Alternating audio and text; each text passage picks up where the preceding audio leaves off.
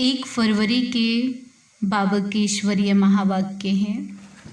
आज के महावाक्यों का सार है, मीठे बच्चे, अब तक जो कुछ पढ़ा है वह सब भूल जाओ, एकदम बचपन में चले जाओ, तब इस रूहानी पढ़ाई में पास हो सकेंगे। प्रश्न पूछते हैं बाबा, जिन बच्चों को दिव्य बुद्धि मिली है उनकी निशानी क्या होगी? उत्तर है, वे बच्चे इस पुरानी दुनिया को इन आँखों से देखते हुए भी नहीं देखेंगे। उनकी बुद्धि में सदा रहता है कि यह पुरानी दुनिया खत्म हुई की हुई, यह शरीर भी पुराना तमो प्रधान है तो आत्मा भी तमो प्रधान है, इनसे क्या प्रीत करें। ऐसे दिव्य बुद्धि वाले बच्चों से ही बाप की भी दिल लगती है। ऐसे बच्चे ही बाप की याद में निरंतर रह सकते हैं, सेवा में आगे जा सकते हैं। ओम शांति। मीठे मीठे रूहानी बच्चों को रूहानी बाप समझाते हैं, जैसे हद के सन्यासी हैं वह घर बार छोड़ देते हैं क्योंकि वह समझते हैं हम ब्रह्म में लीन हो जाएंगे, इसलिए दुनिया से आसक्ति छोड़नी चाहिए। अभ्यास भी ऐसे करते होंगे, जाकर एकांत में रहते हैं, वह हैं हठ योगी तत्व ज्ञानी, समझते हैं ब्रह्म में लीन हो जाएंगे, इसलिए ममत्व मिटाने के लिए घर बार को छोड़ देते हैं। वैराग्य आ जाता है, परंतु फट से ममत्व नहीं मिटता। स्त्री बच्चे आदि याद आते रहते हैं। यहाँ तो तुमको ज्ञान की बुद्धि से सब कुछ भुलाना होता है, कोई भी चीज़ जल्दी नहीं भूलती। अभी तुम यह बेहद का संन्यास करते हो। याद तो सब सन्यासियों को भी रहती है, परंतु बुद्धि से समझते हैं हमको ब्रह्म में लीन होना है, इसलिए हमको देह भान नहीं रखना है। वह है हठयोग मार्ग। समझते हैं हम यह शरीर छोड़ ब्रह्म में लीन हो जाएंगे। उनको यह पता ही नहीं कि हम शांति धाम में कैसे जा सकते हैं। तुम अब जानते हो हमको अपने घर जाना है। जैसे विलायत से आते हैं तो समझते हैं हमको बॉम्बे जाना है, वाया होके। अभी तुम बच्चों को भी पक्का निश्चय है।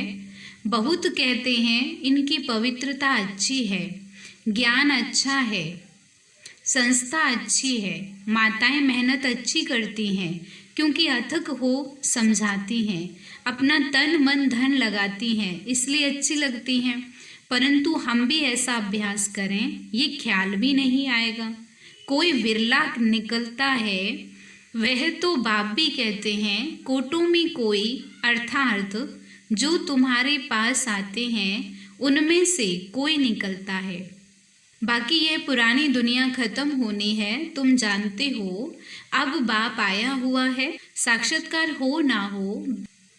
विवेक कहता है बेहद का बाप आए हैं, यह भी तुम जानते हो। बाप एक ही है, वही पारलौकिक बाप ज्ञान का सागर है। लौकिक को कभी ज्ञान का सागर नहीं कहेंगे। यह भी बाप ही आकर तुम बच्चों को अपना परिचय देते हैं। तुम जानते हो अब पुरानी दुनिया खत्म होने वाली है। हमने 84 जन्मों का चक्र पूरा किया। अभी हम पुरुषार्थ करते हैं वापस सुखधाम जाने का, वाया शांति धाम। शांति धाम तो जरूर आना है, वहाँ से फिर यहाँ वापस आना है। मनुष्य तो इन बातों में मूंझे हुए हैं। कोई मरता है तो समझते हैं वैकुंठ गया, परंतु वैकुंठ है कहाँ? यह वैकुंठ का नाम तो भारतवासी ही जानते हैं, और धर्म वाले जानते ही नहीं, सिर्फ नाम सुना है, चित्र देखे हैं, देवताओं के मंदिर आदि बहुत देखे हैं। जैसे यह देलवाड़ा मंदिर है, लाखों करोड़ों रुपया खर्चा करके बनाया है, बनाते ही रहते हैं। देवी देवताओं को वैष्णव कहेंगे, वे विष्णु की वंशावली हैं, वो तो हैं ही पवित्र। सतयुग को कहा जाता है पावन दुनिया, यह है पतित दुनिया। सतयुग के वैभव आदि यहाँ होते नहीं, यहाँ तो अनाज आदि सब तमो प्रधान बन जाते हैं, स्वाद भी तमो प्रधान। बच्चियाँ ध्यान में जाती हैं, कहती हैं हम सोबी रस पीकर आईं, बहुत स्वाद था। यहाँ भी तुम्हारे हाथ का खाते हैं तो कहते हैं बहुत स्वाद है, क्योंकि तुम अच्छी रीति बनाती हो, सब दिल भर करके खाते हैं। ऐसे नहीं तुम योग में रहकर बनाते हो तब स्वादिष्ट होता है, नहीं, यह भी प्रैक्टिस होती है।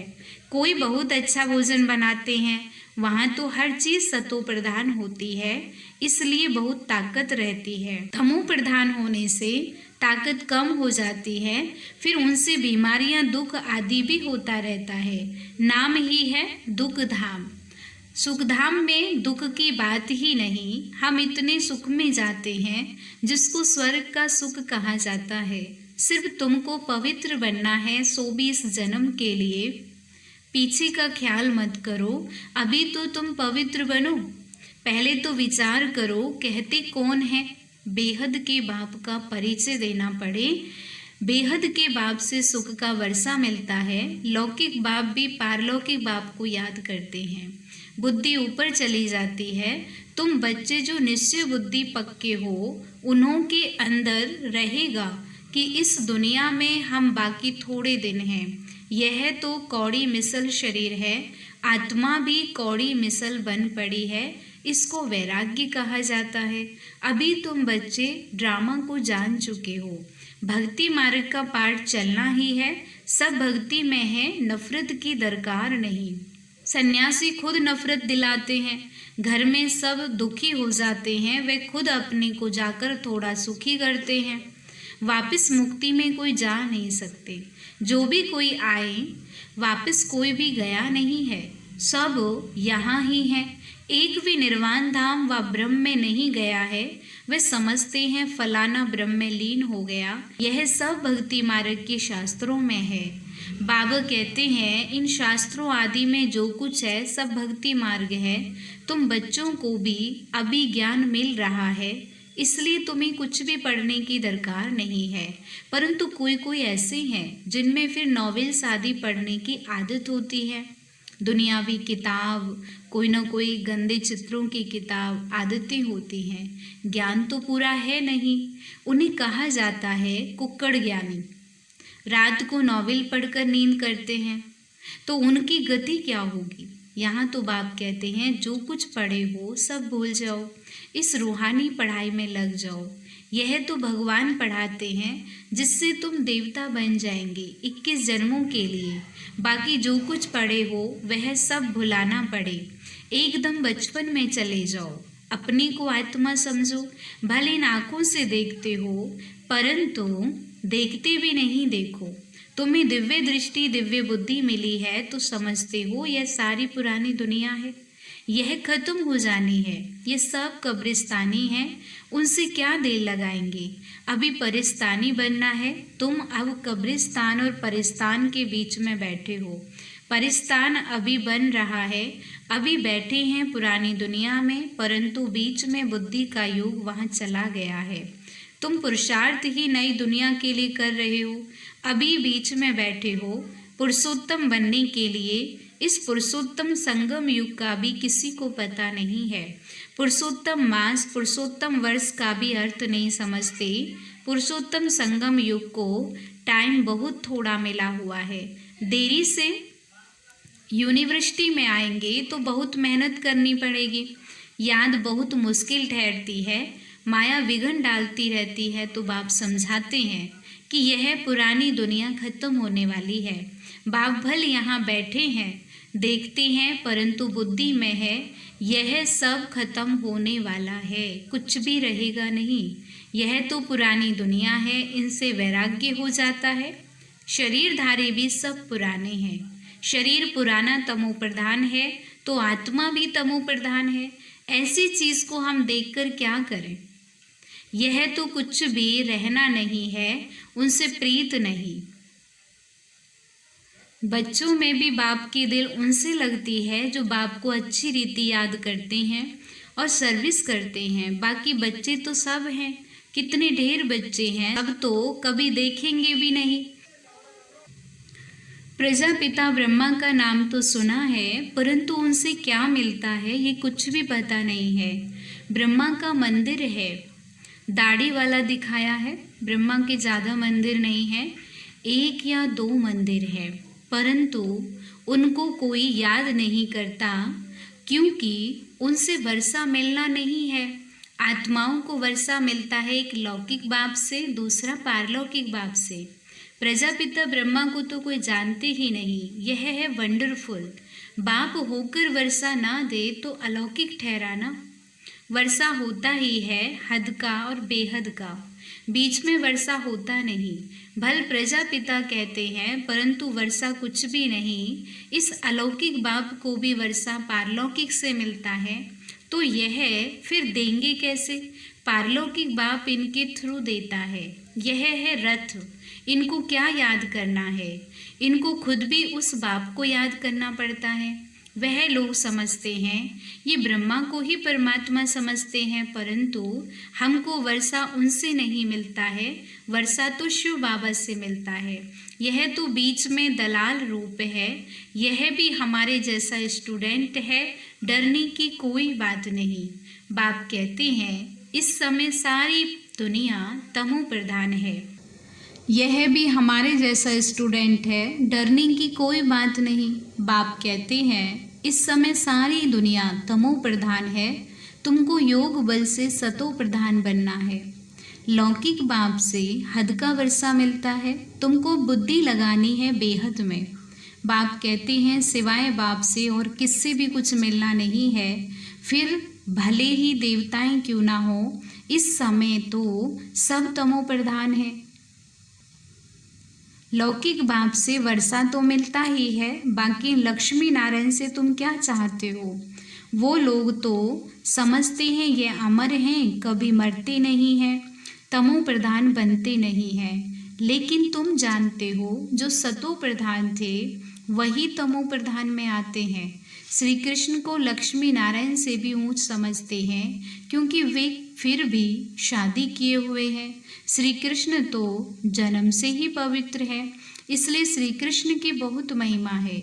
झूला भी श्री कृष्ण को झुलाते हैं, जयंती भी श्री कृष्ण की मनाते हैं। लक्ष्मी नारायण की क्यों नहीं मनाते हैं? ज्ञान ना होने के कारण श्री कृष्ण को द्वापर में ले गए हैं। कहते हैं गीता ज्ञान द्वापर युग में दिया है, कितना कठिन है किसको समझाना। कह देते हैं ज्ञान तो परंपरा से चला आ रहा है, परंतु परंपरा भी कब से यह कोई नहीं जानते। पूजा कब से शुरू हुई यह भी नहीं जानते हैं।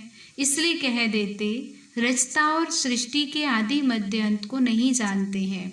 कल्प की आयु लाखों वर्ष कहने से परंपरा कह देते हैं।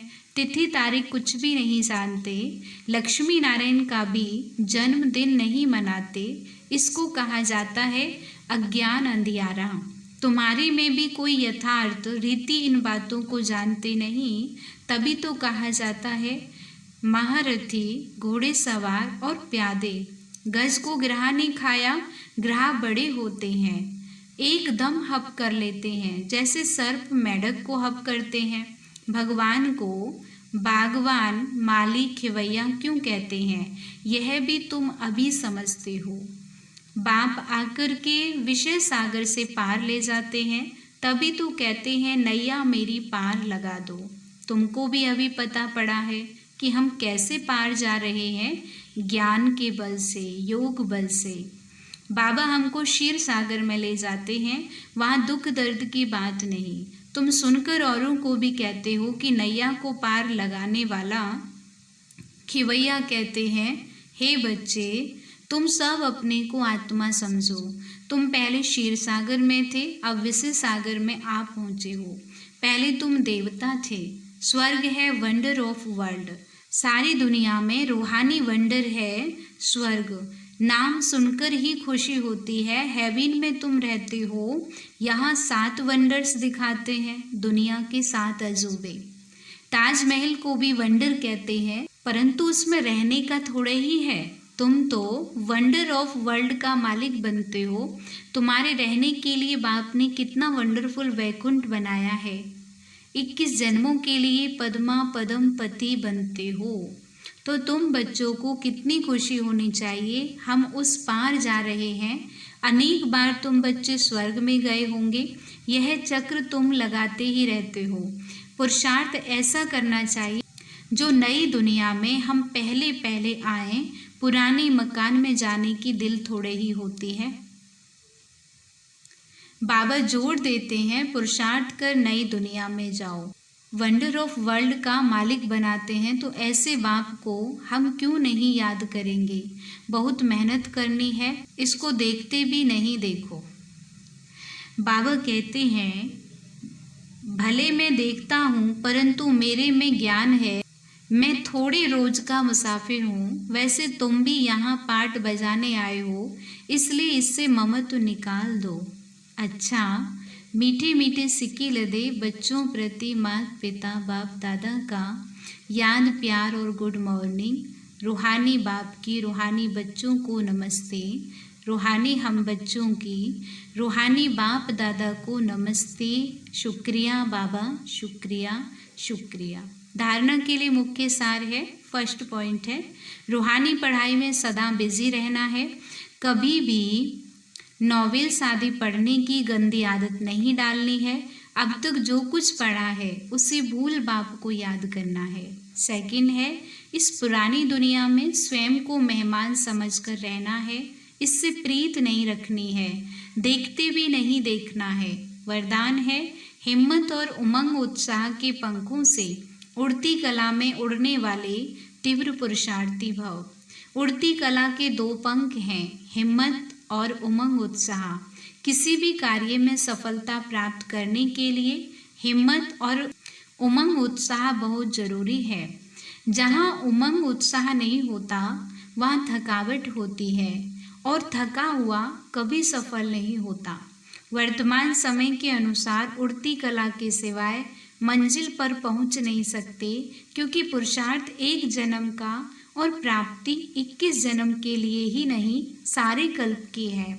तो जब समय की पहचान स्मृति में रहती है तो पुरुषार्थ स्वतः ही तीव्र गति का हो जाता है। स्लोगन है, सर्व की मनोकामनाएं पूर्ण करने वाले ही कामधेनु हैं।